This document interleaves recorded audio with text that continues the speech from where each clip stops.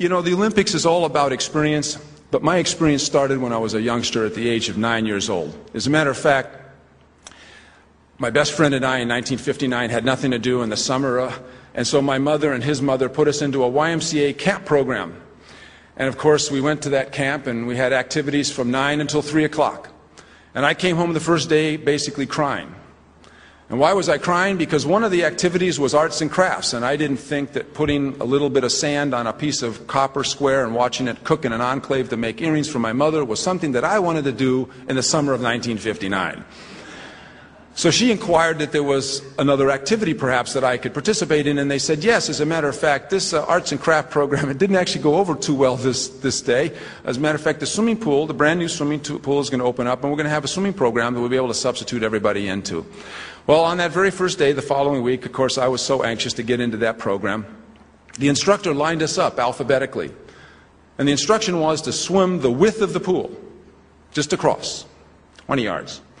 Well, my best friend's last name was Adams, so he was one of the first ones to go.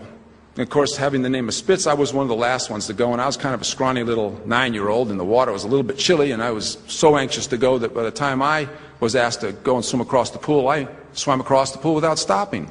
But little did I know that that instructor was watching all of those kids, and those that didn't stop halfway or whatever to turn around and wave and showboat to their friends that hadn't had a chance to go yet, they didn't get asked to go out for the swim team. That the destiny that I had was pinpointed and marked right at that moment. I was asked to be on the swim team. I went out for that swim team, and the rest is history. The point is that unlike temptation that happens all the time, when opportunity happens for you, it sometimes happens when you least expect it. That somebody is making an observation of what you're doing in your life, what you're doing and what was expected of you to do, and that little did you know that the opportunities that would become an opportunity for you in your future happen by somebody's discretion in that way. Now, if you think about that, my best friend was a much better athlete than I was at the time. As a matter of fact, he was a much better swimmer than I was at that time. But because his name was Adams, and because he was asked to go before me, and because he didn't pay attention to the instruction was not to swim across the pool and stop. The instruction was not to swim across the pool and go fast. It was just to swim across the pool. And with that, that's what I did. And for that, I was rewarded. I sometimes wonder, had my name not ended in an S, and if I was not so small and scrawny, what my life would be like today. But thank goodness I don't have to. It's amazing that in things that have happened to me over the course of my 14-year career, I did most of what most everybody else did in swimming. I swam a couple of times a day. I worked out hard. Some 14,000 miles, the first part of my career. I calculated that I probably swam about 27,000 miles in my lifetime just in training. But so did 200 and some other thousand other swimmers that were attempting to be Olympians or world record holders did the same. So why did Mark Spitz, or why did just a handful of athletes in swimming at that time become recognized as the best in the world? And over the last 30 some odd years, I've sort of come up with a solution of why people become successful, why people don't become successful. Part of it has to do with learning from those that you expose yourself to, learning from the programs that you engage yourself in, such as you have by working for this great company, with a lot of leadership programs showing you the pathways of success. And that was no different than what happened to me. I was lucky. I was lucky that my mother put me into a YMCA program. I was lucky that my father found out that when he heard me over say one day when I was 13 to my coach, you know, how come I kept being beat by Johnny and Mitch?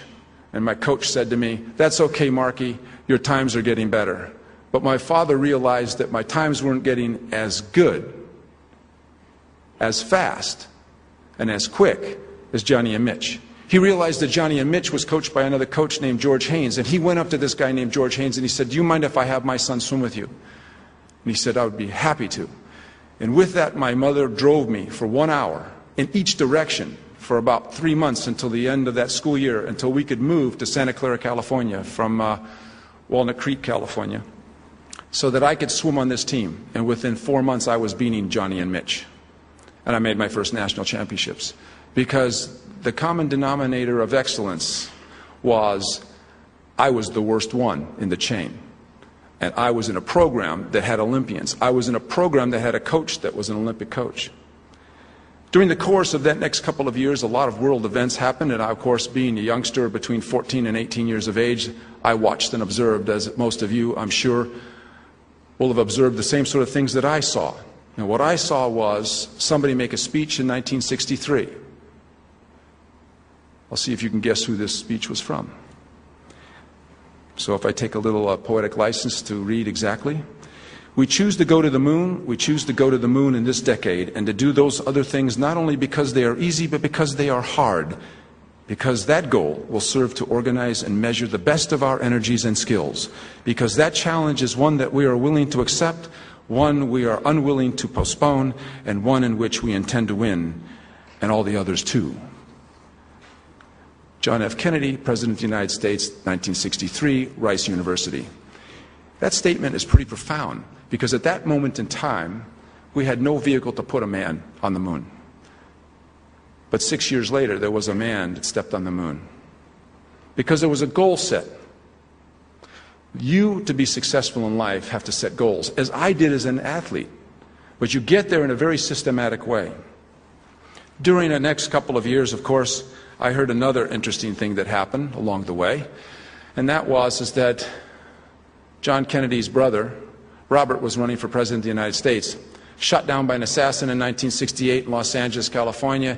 His brother Ted said of him in his eulogy, and I may take a little poetic license to paraphrase this, he said, "My brother saw wrong and tried to right it. He saw suffering and tried to heal it. For some men see things that are and say, why? When my brother saw things that never were and said, why not? I was 18 years old. I saw things that never were for me, Mark Spitz. I had never been to the Olympic Games.